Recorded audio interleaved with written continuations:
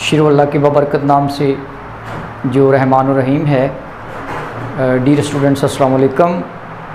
आज हम 9th class की जनरल मैथ एक्सरसाइज नंबर 1.2 को डिस्कस करेंगे। और जैसा कि मैंने लिखा हुआ है कि एक्सरसाइज नंबर 1.2 क्वेश्चन नंबर 6, 7 और 8, हम ये 3 क्वेश्चन आज सॉल्व करेंगे। इस एक्सरसाइज के तकरीबन 9 क्वेश्चन हैं टोटल, लेकिन मैं आपको सिर्फ क्वेश्चन नंबर 6, 7 और 8 जो है वो करवा रहा हूँ, क्योंकि ये ही मुश्किल समझे जाते हैं इस एक्सरसाइज में। बाकी क्वेश्चन सारे तकरीबन मैं आपको जब परसेंटेज की डिटेल पढ़ाई थी तो परसेंटेज के अंदर मैंने जितनी भी एग्जांपल्स दी थी ना, उन तमाम एग्जांपल्स के ऊपर ही मबनी वो सारे क्वेश्चंस हैं, तो इसलिए वो क्वेश्चन समझाने की ज़रूरत नहीं है। उन एग्जांपल से हट के सिर्फ इसमें ये 3 क्वेश्चन थे जो कि कदरे मुश्किल इस एक्सरसाइज में क्वेश्चन समझे जाते हैं, जो स्टूडेंट ज़रा मुश्किल महसूस करते हैं, तो मैं उनको डिस्कस करूँगा। तो पहला सवाल मतलब क्वेश्चन नंबर 6 मैंने लिखा है कि एक तरखान की एक मेज़ बनाने पर 720 रुपये लागत आई। अगर उसने मेज़ 920 रुपये में बेची हो तो उसका मुनाफा फ़ीसद में बताइए। आप देखें, जैसा कि क्वेश्चन को अगर गौर से पढ़ा जाए तो हर चीज़ क्लियर है। हम रियाजी का ये असूल होता है, इस तरह के जो इबारती सवालात होते हैं उनमें जो गिवन डाटा होता है, यानी कि जो मवाद दिया गया होता है, हम पहले वो लिख लेते हैं। जो फाइंड करना होता है उसको हम उसके लिए क्वेश्चन मार्क बना लेते हैं कि ये हमने फाइंड करना है, या एक्स लिख लेते हैं। अब सबसे पहले हमने देखना है कि मेज़ बनाने पर कितने रुपए उसकी लागत आई। तो हम यहाँ पर लिखेंगे कि मेज़ बनाने पर कुल लागत उसकी कितनी आई। ठीक है जी, उसकी लागत कितनी आई है जी? 720 रुपये। ठीक है। और इसके बाद आगे हम देखते हैं कि उसने वो मेज़ 720 रुपये लगाकर बना ली, उसके बाद उसने वही मेज़ 920 रुपये में फ़रोख्त कर दी, यानी बेच दी। यानी इससे ये ज़ाहिर होता है कि उसको मुनाफा हुआ। लेकिन अभी फ़िलहाल हम लिखते हैं कि कीमतें फ़रोख्त, यानी उसकी कीमतें फ़रोख्त कितनी होगी? 920 रुपये। अब अगर गौर करते हैं तो हमने मालूम क्या करना है? मुनाफा फ़ीसद। इसके लिए हम ये क्वेश्चन मार्क लिख लेते हैं क्योंकि हमने ये मालूम करना है। अब आपने गौर करनी है कि उसने मेज़ बनाने में उसकी लागत है 720 रुपये, लेकिन उसने बेची 920 रुपये की है। तो ये बिल्कुल सिंपल सी बात है, बिल्कुल सामने सामने आपको नज़र आ रहा है कि उस बंदे को मुनाफा हो रहा है। और मुनाफा आप किस तरह मुनाफा की रकम निकालेंगे? आप निकालेंगे मुनाफा की रकम कैसे मालूम करेंगे? सिंपल सा फार्मूला इसमें बनेगा। आप ये लिख सकते हैं कि जब आपने मुनाफा निकालना होता है तो उसके लिए आपने फ़रोख्त को देखना होता है कि कीमतें फ़रोख्त अगर ज़्यादा हो रही है तो ज़ाहिर सी बात है उसको मुनाफा हो रहा है। तो अब यहाँ पर हम लिख सकते हैं फिर कीमतें फ़रोख्त माइनस कुल लागत। ठीक है जी। तो अब यहाँ पे आप गौर करेंगे, देखें कीमतें फ़रोख्त उसकी कितनी है? 920 रुपये, और माइनस कुल लागत उसकी कितनी आई थी? 720 रुपये। तो हम फिर ये कह सकते हैं कि उसको मुनाफा कितना हुआ है? 920 में से 720 निकाल लेंगे तो सीधा सीधा 200 रुपये का उसको मुनाफा हुआ है। अब हमने एक चीज़ तो फाइंड कर ली कि उसको मुनाफा कितने रुपये हुआ है, तो वो 200 रुपये उसको मुनाफा इसमें हो गया। लेकिन जो असल क्वेश्चन हमसे पूछा गया है वो पूछा गया है कि मुनाफा को फ़ीसद में मालूम करना है। तो बिल्कुल कोई मुश्किल नहीं, हम यहाँ पे लिखते हैं मुनाफा फ़ीसद। उसके लिए फार्मूला आप कौन सा अप्लाई करेंगे? आप लिखेंगे मुनाफा की रकम बटा मुनाफा की रकम बटा कुल लागत, जो उसकी लागत आई, और ज़रब 100% मालूम करने के लिए। तो अब हम यहाँ पे क्या करेंगे? बिल्कुल सिंपल सी बात है कि मुनाफा की रकम हम मालूम कर चुके हैं कि उसको 200 रुपये का मुनाफा हुआ। तो फिर मैं क्या लिखूँगा? मुनाफा की रकम की जगह पे मैं लिखूँगा 200, और कुल लागत का भी मुझे पता है कि कितनी लागत उसकी आई थी? 720 रुपये उसकी लागत आई थी, मैंने लिख लिया। और इसके बाद 100 जो है उसी तरह लिख लिया। अब अगर आप गौर करते हैं तो ये ऊपर वाले को ये 200 है, ये 100 के साथ मल्टीप्लाई होगा तो 2 0 और 7 बढ़ जाएंगे, नीचे 720 आ गया। अगर आप कैलकुलेटर की मदद से इसको करते हैं तो आसानी, कैलकुलेटर से जल्दी हो जाएगा, तो आप कैलकुलेटर यूज़ कर सकते हैं।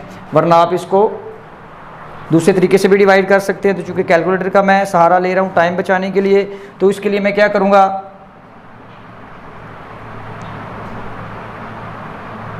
20,000 तकसीम 720 करूँगा तो तकरीबन मेरे पास जो जवाब आ रहा है वो 27.78 आ रहा है। ठीक है जी। तो हम ये कह सकते हैं कि उसको जो मुनाफा हुआ है वो 27.78% उसने मुनाफा हासिल किया है। तो अब आपने गौर से इसको देखना है। मेरे ख्याल के मुताबिक आपको ये सवाल बड़े अच्छे तरीके से समझ में आ गया होगा। आपने इस क्वेश्चन को पहले एक दफ़ा अपनी कॉपी के ऊपर राइट डाउन करना है, फिर उसके बाद ज़बानी करने की इसको कोशिश करनी है। तो अब हम अगला क्वेश्चन करने जा रहे हैं। हाँ जी डियर स्टूडेंट, अब हम क्वेश्चन नंबर 7 की तरफ चलते हैं। जो मैंने सवाल लिखा है वाइट बोर्ड पे, ज़रा गौर से इसको देखिएगा। पहले सवाल अच्छी तरीके से सुनते हैं या पढ़ते हैं, फिर उसके बाद उसको हल करने में आसानी हो जाती है। अगर किसी एक किताब का 84% हिस्सा 420 सफ़ात पर मुश्तमिल हो तो किताब में कुल कितने सफ़ात होंगे। ठीक है जी। पहले आपने इस सवाल को गौर से पढ़ना है, फिर उसके बाद इसको हल करना शुरू करना है। अब देखना ये है कि उसने हमें कौन सा डाटा दिया हुआ है, कौन सा हमने मालूम करना है। सबसे पहले उसने लिखा हुआ है जी एक किताब का 84% हिस्सा 420 सफ़ात पर मुश्तमिल है। तो हम यहाँ पर लिख सकते हैं कि किताब का 84% हिस्सा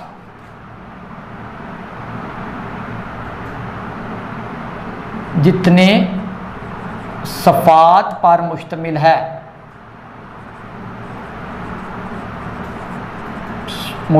कितने सफ़ात पर मुश्तमिल है, 420 सफ़ात पर मुश्तमिल है।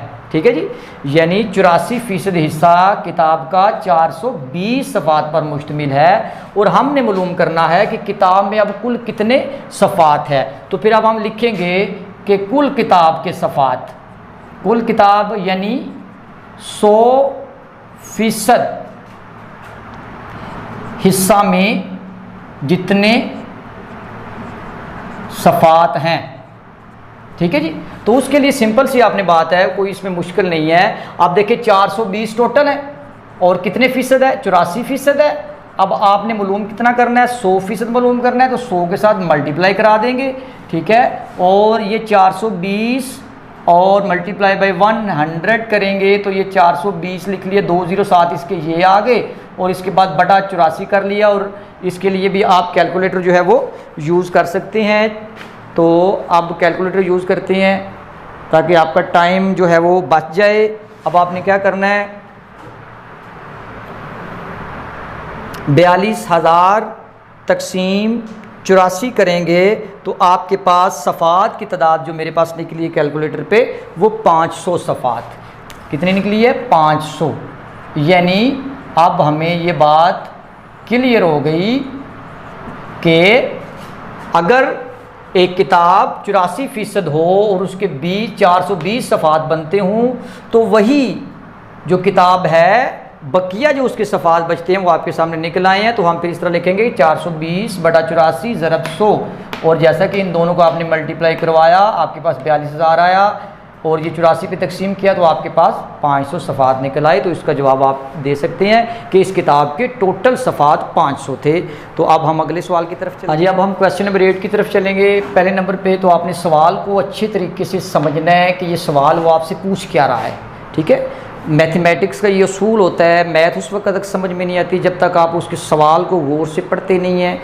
क्या चीज़ आपने फाइंड करनी है, कौन सा डाटा आपको उसने दिया हुआ है, किस तरीके से दिया हुआ है, ये सारी चीज़ें पहले सवाल को गौर से तवज्जो से पढ़ते हैं, समझते हैं, फिर उसके बाद सवाल को सॉल्व करना या हल करना शुरू करते हैं। ठीक है। तो इसीलिए हम पहले सवाल को गौर से पढ़ें। कहते हैं कि हमज़ा अपनी कुल आमदनी में से 20% मकान के किराया पर खर्च करता है।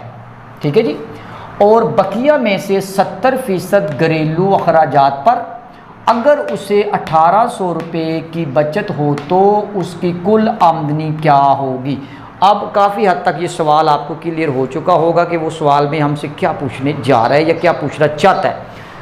मेन उसका हमसे क्वेश्चन ये है, वो कहता है कि उसकी आमदनी किराया, उसकी आमदनी में से किराया 20% जाता है, 70% घरेलू अखराजात पे जाता है, 1800 रुपये वो इसी आमदनी में से बचाता भी है, लेकिन हमें आमदन का पता नहीं कि आमदन है कितनी।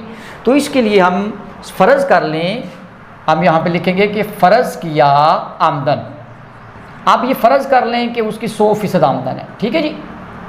और इसके बाद उसने चूँकि ये डाटा हमें दिया हुआ है, कहता है कि 20% मकान के किराया पर ख़र्च करता है, तो हम ये लिख सकते हैं कि मकान के किराया पर फ़ीसद खर्च, कितने फ़ीसद खर्च कर रहा है जी? वो 20% कर रहा है। अब जाहिर सी बात है, पहले उसके पास अगर फ़र्ज़ कर लिया 100% उसकी आमदन है, 100% का वो 20% खर्च कर लेता है, तो जाहिर सी बात है बकाया आमदनी फ़ीसद में हमारे पास बचेगी 100% में से माइनस कर लेंगे हम 20% को, तो बकाया हमारे पास आ जाएगा 80%, ठीक है जी।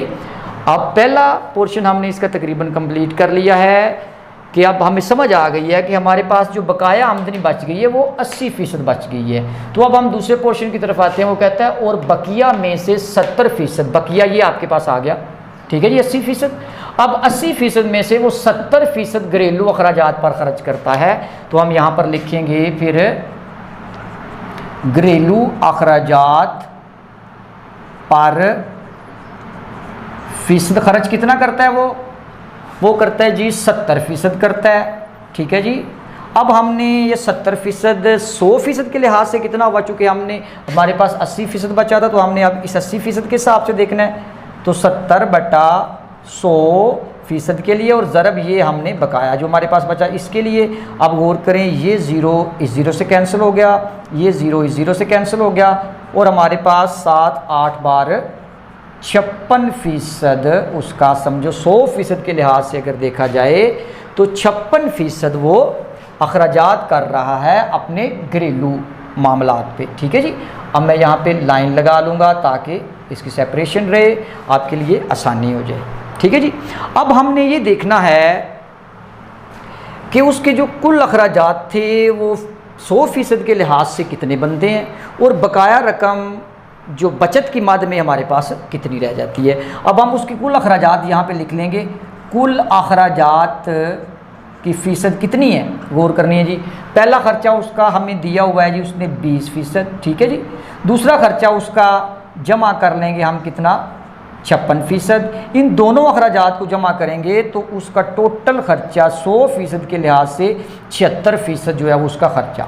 यानी समझ लें कि अगर वो बंदा 100 रुपया कमा रहा है, यानी 100% अगर उसकी कमाई है, तो 20% मकान का किराया, 70% घरेलू अखराजात निकाल लिए जाएं, जमा कर लिया जाए, तो टोटल 76% बन जाता है। तो अब हमने देखना है कि अब हमारे पास बचत कितनी होगी। तो अब हम लिखेंगे बचत की फ़ीसद। सीधी सी बात है कि 100 समझे उसके पास 100 रुपया था, 100 में से वो 76 रुपये समझ लें कि खर्च कर देता, ठीक है। तो अब चूँकि हम फ़ीसद में कर लें हैं, तो आपके पास 100 में से 76% करेगा तो आपके पास आ जाएगा 24% बचत। यानी अब हमें समझ आ गई कि जो चीज़ हमने फ़र्ज़ की थी इसके हिसाब से वो महीने का 24% बचा रहा है, ठीक है। तो अब हमने आगे देखना ये है कि अब ये हम लिख सकते हैं कि अगर कुल आमदन 100 रुपये हो तो बचत 24 रुपये होगी। यहाँ तक आपको क्लियर हो गया। अब हम अगले स्टेप, बिल्कुल अपने आखिरी स्टेप पे आ रहे हैं, जो चीज़ हमसे वो मांग रहे हैं कि इसकी कुल आमदन कितनी निकलनी है। अब हमें ये बात क्लियर हो गई कि उसने 100 रुपये अगर कमाता है तो 100 रुपये के ऊपर जो उसकी बचत है वो 24 रुपये होगी, ठीक है जी। अब हम लिखेंगे कि 24 रुपये बचत पर आमदन, जैसा कि हम ऊपर मालूम कर चुके हैं 24 रुपये बचत पर आमदन कितनी है, 100 रुपये। और अगर गौर करें तो उसने हमें 1800 रुपये बचत दी हुई है।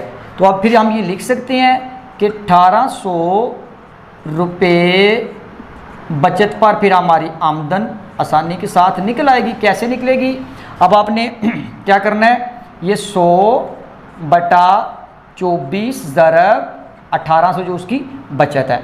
अब हम गौर करते हैं तो 100 और 1800 इन दोनों को आपस में आप मल्टीप्लाई करवा लें, ये 2 ज़ीरो इसके हो गए, 2 ज़ीरो साथ इसके भी मिला लें और बटा आप 24 कर लें। अब हम यहाँ पर कैलकुलेटर यूज़ कर सकते हैं ताकि आपका टाइम जो है वो बच जाए। अब हमने क्या करना है जी, गौर करें आप।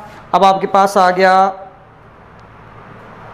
1,80,000 बनता है जी, ठीक है, 1,80,000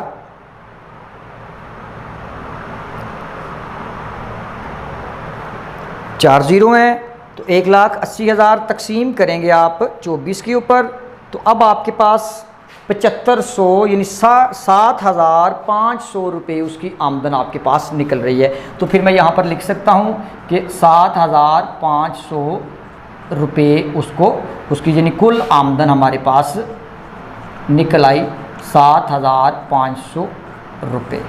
ठीक है जी। तो ये क्वेश्चन थोड़ा सा कॉम्प्लिकेटेड था और थोड़ा लेंथी भी था पहले क्वेश्चंस की निस्बत, ये इंपॉर्टेंट भी है, अक्सर दफ़ा ये बोर्ड में आ भी चुका है। और आज जो मैंने 3 सवाल आपको समझाए हैं, क्वेश्चन नंबर 6 है, 7 है और 8 है।